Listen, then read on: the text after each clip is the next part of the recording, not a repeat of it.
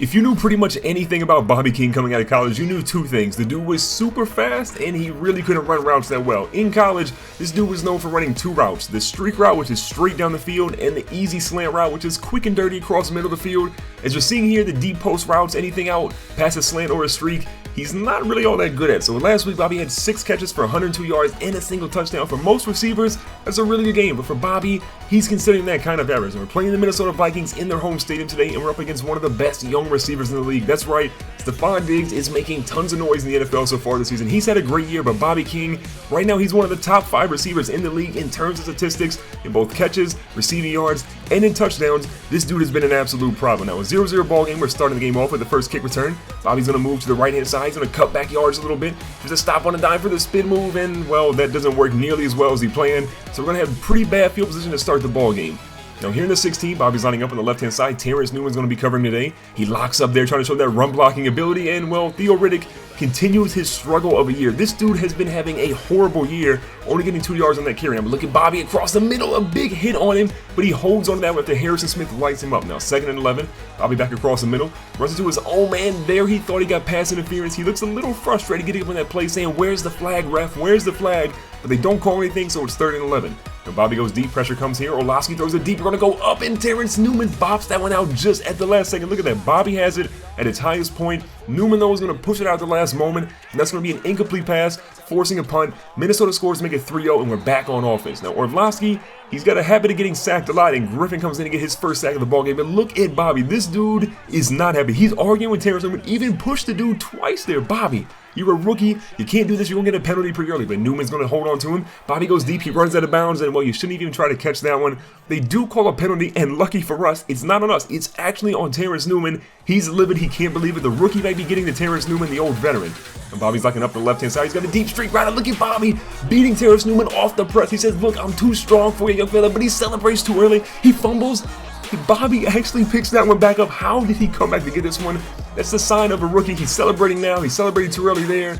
But Xavier Rhodes with a heads-up play strips Bobby. That could have been his Deshaun Jackson moment, but lucky for us, Bobby recovers it. He explains it up to Coach Jim Caldwell, and he's back in the field after making it 7-3, the Lions. Now with a great little catch here on the out route from Bobby, he's going to get the first down and a little bit more, moving us into the red zone, and he's pretty happy about himself right now. And moving back across the middle, this time he goes to Marvin Jones on the left-hand side, and Marvin Jones, look at this route, stops on a dime, cuts out to the left-hand side. The linebackers cannot cover this dude. Why would you put a linebacker on Marvin Jones? With Golden Tate healthy, Marvin Jones on the other side, and then Bobby King on the left, this squad is going to be nasty. If only Matthew Stafford would come back, but don't hate on Orlovsky. This dude's having a pretty good game so far. But here in the second quarter, Bobby runs out to the left-hand side, cuts back on a dime. The pass is not going to go his way. Instead, it's going to be an incomplete pass to the right-hand side, and Bobby again is jawing with Terrence Newman. What is going on with Bobby King? This is the most fired up I've seen him all season long. A couple of pushes there, and Jim Caldwell, he's just shaking his head. He can't even believe that Bobby's being this ridiculous. Hopefully he doesn't get a penalty. Now back across the middle, Bobby gets back to business, getting a catch across the middle there to make it 3rd and 1. Here at 3rd and 1, we're up at 14-3. Got a man in motion. Orlovsky goes to the play action fake, and a big sack here by Hendricks. No one was even close to Kendricks on that play. His first sack of the ballgame. Look at that. Theo Riddick blocks the wrong dude. Kendricks just comes right through and lights up Orlovsky. Bobby goes to the sideline and complains a little bit. He says, "Look, let me get the ball. Just please throw it his way because, look, Terrence Newman can't cover him." Now Orlovsky back here to a fake. Those are the left-hand side. This time it's going to be called by Eric Ebron, but Ebron does not get both feet inbounds. And look, Bobby King's looking a little frustrated. It's been a while since he's touched the rock. And when a streak round on 3rd and 20, Bobby goes up and he's got it, but it looks like the ground is going to force the fumble. Bobby can't believe that he dropped that one. Terrence Newman makes a great play on the rock, and we're back to turning it over after punting that one. Now near the 2-minute warning, Bobby crossed the middle, and the lack of effort on that play was abysmal. Yeah, Bobby, you can't blame anyone. Don't blame the quarterback. Don't blame the defensive back. You can only blame yourself for not catching that one. Now 2nd and 10, going back to the right-hand side. Across the middle, and Harrison Smith is going to bring this one in for an interception. Orlovsky, I think it might have been his fault. He led Bobby a little bit. I don't think Bobby was ready for that one quite yet. So it's an interception that turns into 7 points, and Minnesota's only down 1 now. Now a fake screen, Bobby goes out to the left-hand side, gets the first down, and a little bit more. We're under 2 minutes left, about under 1:30. That's a first down, but we need more yards, and we need to get at least a field goal here going into halftime. Now 3rd and 10, we go across the middle. A great little catch here with the possession catch. Gets the first down and a little bit more. We're going to call a timeout here. Caldwell thinks we have enough time to get down the field, at least score, because now we're at the 50. Now Jan to the left, Bobby goes deep. This one's going to be up, and Bobby's going to, he didn't even get close to catching it. Overthrown there by the quarterback. King could have had a chance to get it, but unfortunately didn't haul that one in. Now 2nd and 10. We're going straight in the streak. Orlovsky throws one deep. We got a chance. We're going to catch it. Terrence Newman's right there, but he's going to drop Bobby at the 2-yard line. So close to getting into the end zone again. Jim Caldwell's going to call his second timeout.